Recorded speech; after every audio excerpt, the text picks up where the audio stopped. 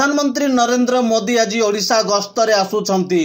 तांको पई त्रिस्तरीय सुरक्षा व्यवस्था, राजधानी को नो फ्लाइंग जोन घोषणा। नमस्कार दर्शक, जीटीवी भारत ओडिया न्यूज चैनल को आपण मानकु स्वागत करूछि। मु रामदास। चैनल को सब्सक्राइब कर नथिले सब्सक्राइब करंतु एवं वीडियो टिकु अधिक रु अधिक शेयर करंतु। ओडिशा आसुछंती प्रधानमंत्री नरेंद्र मोदी। निर्वाचन प्रचार पर आज राति 9:30 ओडिशा रे पहुंचीबे प्रधानमंत्री। या पूर्व त्रिस्तरीय सुरक्षा व्यवस्था ग्रहण करा जाइछि। बैरिकेड रिहर्सल शेष होइछि। गस्त बेले राजधानी नो फ्लाइंग जोन घोषणा होइछि। ब्लू बुक अनुसार एसपीजी सह आलोचना करा जिवो।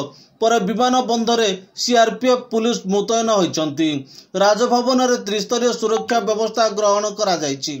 सुरक्षा पई 3 जन डीएसपी, 10 एससीपी, 17 आईआईसी एवं 90 एसआई नियोजित अछंती।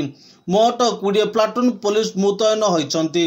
ट्रैफिक कंट्रोल पर समस्त व्यवस्था ग्रहण करा जाइछि। प्रधानमंत्री को गस्त बेले रास्ता को बैरिकेड करा जिवो। पुलिस कमिशनर संजीव पंडा ही सूचना देइछंती।